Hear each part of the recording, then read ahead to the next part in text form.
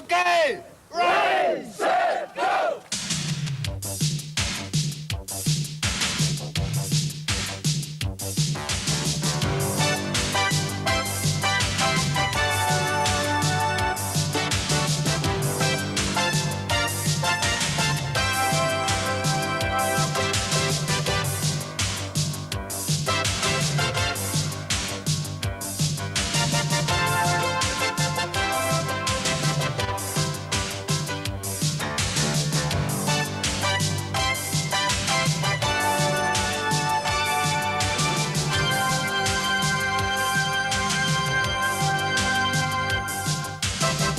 In 1986, 120 Americans established yet another world record in skydiving. But this time, Europe decided to pick up the gauntlet thrown across the Atlantic. 1 year after the 120 way in America, 165 skydivers from 14 European nations gathered on the coast of Belgium to try and break the world record. Europe vowed to beat the Americans by 6 skydivers, flying a 126 way over the North Sea.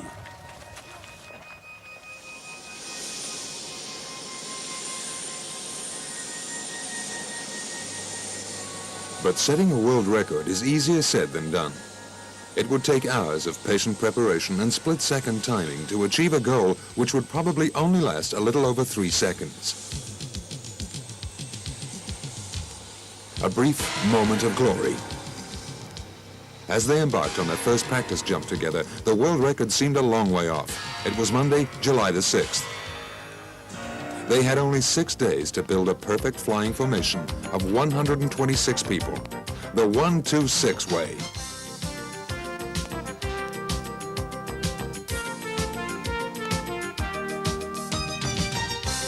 As a skydiver jumps out of a plane 15,000 feet above the ground, he feels a rush of air shoot past him. In 15 seconds, he's hurtling toward the earth at a speed of 200 kilometers per hour. As he throws himself out into the empty sky, he fights every animal instinct he has. He not only conquers a physical obstacle, he breaks down an ancient mental barrier as well. Yet few human experiences are as thrilling as skydiving.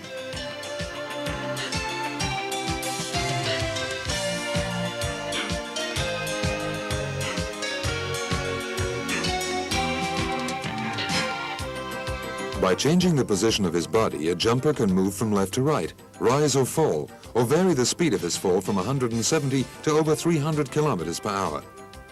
The idea of linking people in flight developed in the late 1950s, and in 1960, the first 10-person formation, or 10-way as it's called, flew over California.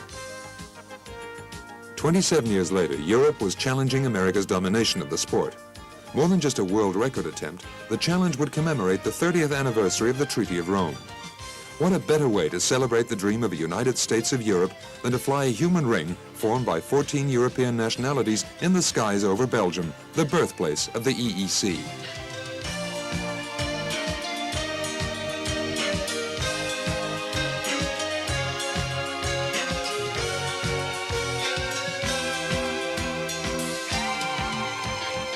Monday's practice jumps were letter perfect. Though most of the skydivers had never flown formations larger than a 60-way, they held an impeccable 82-way for 10 seconds on their third attempt of the day, establishing a new European record.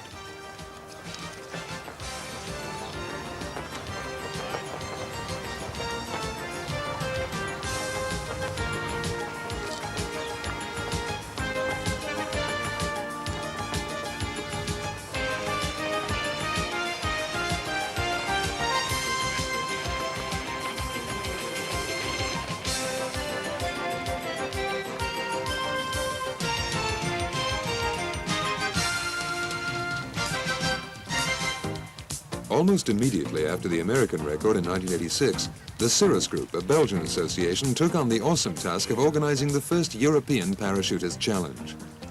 1 year and 12 days later, the challenge was on. Though few sponsors believed in the venture enough to back them, the Cirrus Groupe did manage to get support from Belgium's Minister of Defense, who donated 2 Hercules C-130s. Oxygen needed during the flights up was donated by the German Army. and accommodation was provided by the Koksijde Air Force Base, home of the Belgian Search and Rescue Squad.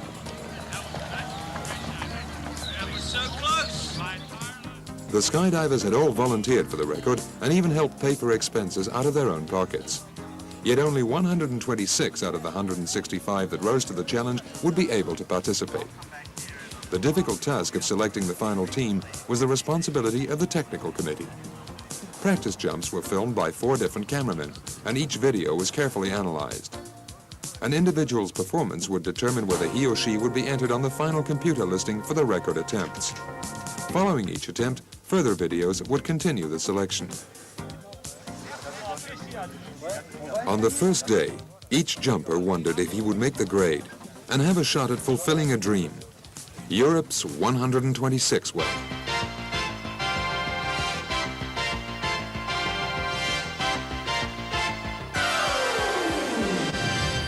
The success of the first day's practice jumps gave everyone an extra boost of confidence. Though skeptics had said it couldn't be done, the team at Koksijde now felt they were going to make it. But there was still a lot of work to do. Okay, ready, set, go! Tuesday morning, it was time to get down to business. The briefing, which lasted 4 hours, was followed by a detailed flight simulation on the ground. No 2 flight paths can ever cross, and each jumper only gets 1 chance to get it right. If he overshoots his mark, the whole formation is lost. Jack Gregory, a jump master from the United States and a veteran of the American record, is the technical committee leader.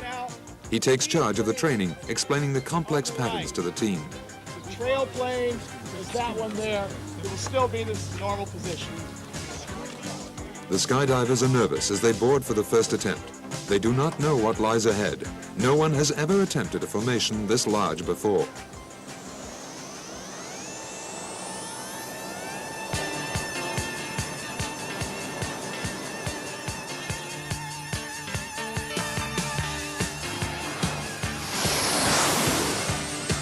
Climbing to 19,000 feet, the skydivers need oxygen to combat hypoxia, which makes a person groggy and slow, a deadly condition when you need your concentration working 200%. 1 minute before the jump, they remove their oxygen masks, stand up, and get into place. 10 seconds before, a flare is fired to alert the second plane, and the first attempt begins. So as not to be too far apart, the skydivers exit the planes in a single wave, tumbling into the blue sky. The ring is separated into 6 color-coded wedges. Each jumper has memorized his flight path, speed, and position during training. As he jumps, the color code helps him to identify his section of the sky. The first ones out are called floaters because they hold back and float like corks, waiting for the base of 12 skydivers to form before linking up, while the last ones out must rip through the air like bullets to catch up with the base below them. As the structure builds, it slows down. Each new link must break in at exactly the right moment, or else, with a whip-like momentum, the ring starts to wobble as the base is literally torn apart. And finally shreds like fragile Belgian lace. The second attempt also fails. Before it even begins to build, the formation is torn apart, and the divers are forced to separate and pull their chutes. Everyone is depressed by the day's failures, and Jack wisely decides to use all Wednesday for briefings and smaller practice jumps to try and pump up the team's flagging spirits.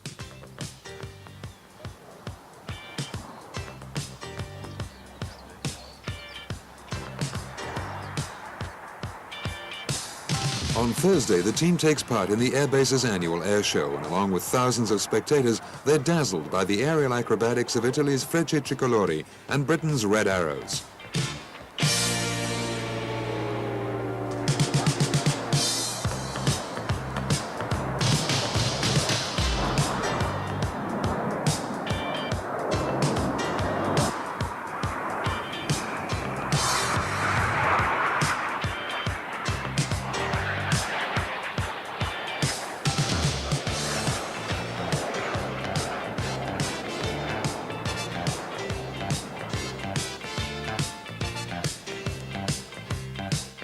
By Thursday, all the skydivers are back in top form, and under Jack's leadership, each is sure that today will be the day.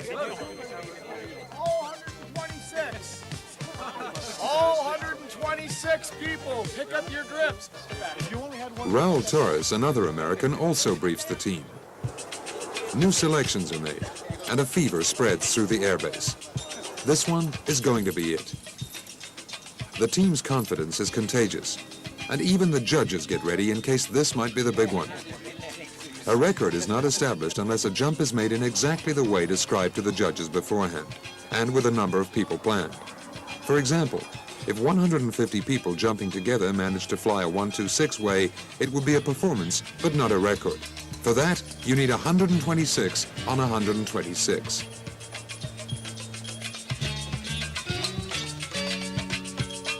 Everything goes well on the way up.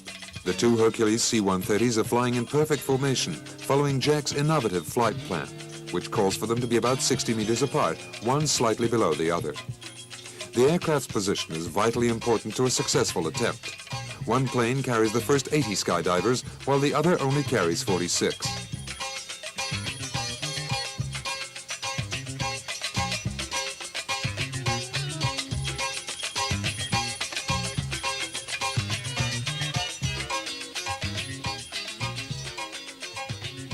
On the first jump, tension pulls at the base and the formation funnels in at the core.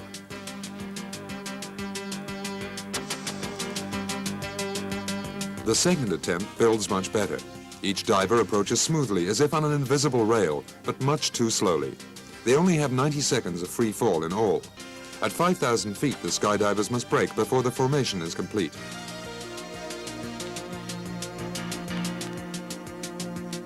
On the third attempt, the team feels that their training is starting to pay off. They're starting to fly well together when one diver misses his approach and the team breaks.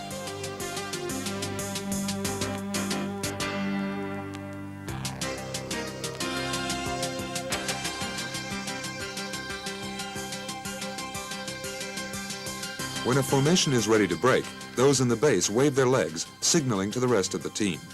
As the skydivers let go, each makes a 180-degree turn and heads as fast and as far as possible away from the others for about 10 seconds.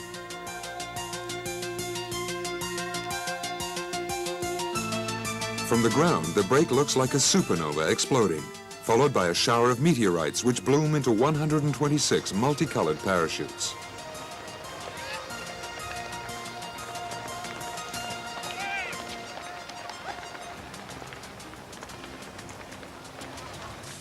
The day's 4 attempts are much better, but not good enough. Who's missing over there? He was not in? He was low. Okay. He went in. Yeah. He couldn't stand it. He went in. Listen up, please. So we had one person who's not here that wasn't in. Okay, and Tom, okay, now everybody sit down, except the people that were not in, please. For those who were not in, the challenge is over as they're replaced by other skydivers. Only the best are allowed to continue to try and break the record. Those selected go through the grueling training again. Friday morning, the team runs through the plan before the day's first attempt. Raoul takes charge, patiently repeating instructions. Everybody do that. Okay, now, this is the way we ought to be set up when we jump out of the airplane. Okay? That's the way it ought to work. That's the way it's got to be. Okay? Any traffic? You pass the person you're supposed to dock on, you're doing your job wrong. Even if they're being a little slow. It's not a race. After 4 days of jumping, fatigue starts to set in. But that only seems to make them more determined, honing their senses to a fine edge of concentration. Determined to win, the team embarks once again for another attempt at the record. Each one knows that time is running out. They have only 48 hours left.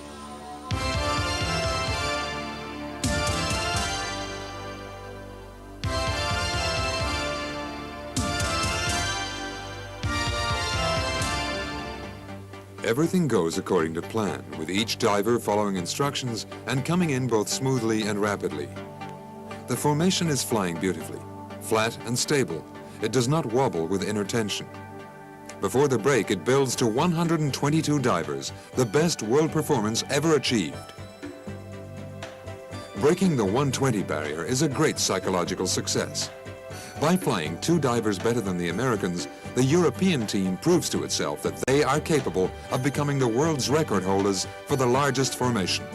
4 more people, and they'll have it.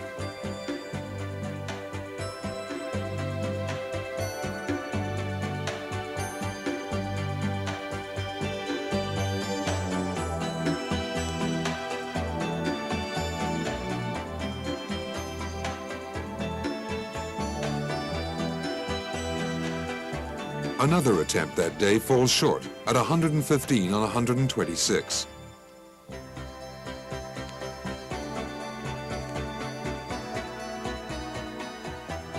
A third also falls short, but the team is obviously flying much, much better.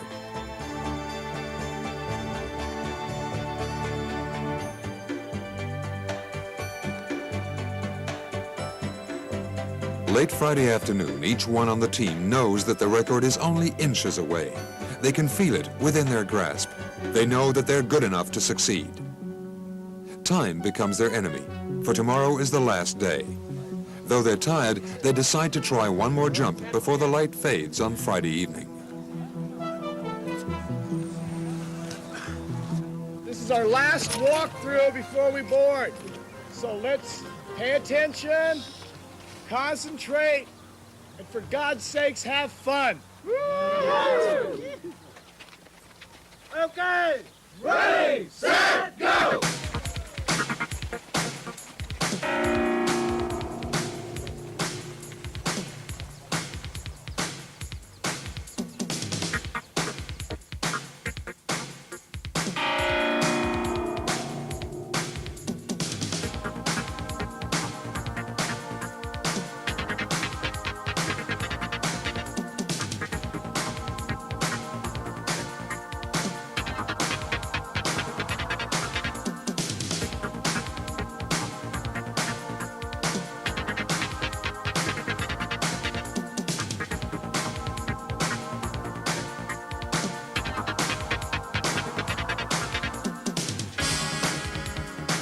After exiting from the aircraft exactly according to plan, the base of 12 skydivers forms rapidly.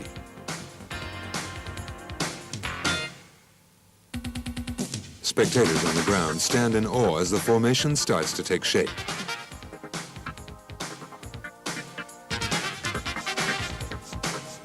A second ring of 12 joins on, followed by 2 rows of 24. 72 skydivers are now flying together, and the structure is clearly visible from the ground.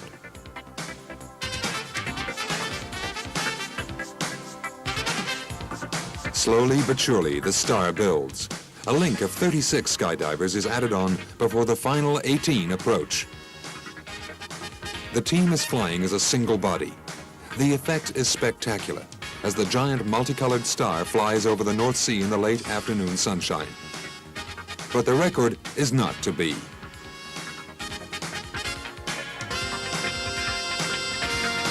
Two skydivers have overshot their mark. However, the team achieves another world performance, flying 124 for an incredible 14 seconds. Though they didn't quite make it, the exhilaration is great, both on the ground and in the sky.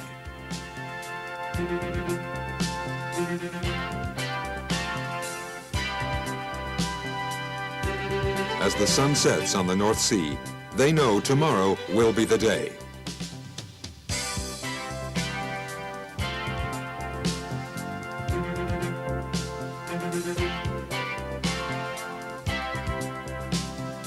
At that evening's debriefing with Jack and Raoul, the team spirit is at its highest.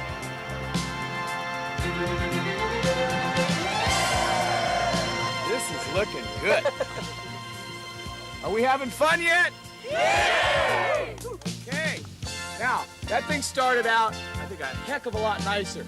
This whole formation was flying a lot better. Do you agree? Or Tomorrow is the last day. Saturday morning, the team can feel the tension rising. 126 people must link up, not only in the sky, but in their minds, for the 126th way to fly. 126 people. okay. who didn't know each other only 6 short days before, who come from different countries, speak different languages, must come together as a team and become something larger, more powerful than 126 separate individuals. It is 8:30 in the morning, Saturday, July 11th, 1987.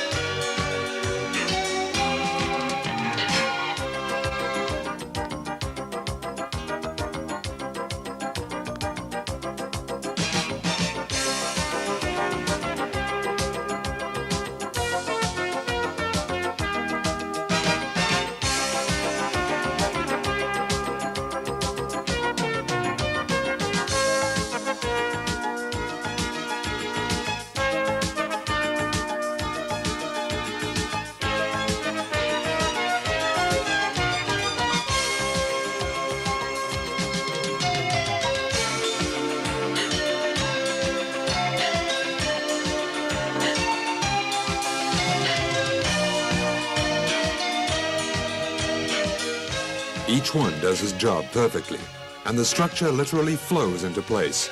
Without a hitch, the formation builds rapidly and regularly. 12, 24, 48, 72, 108, and finally 126 people are linked together in a single formation. 126 European skydivers fly in harmony together for exactly 4 seconds 68, a new world record.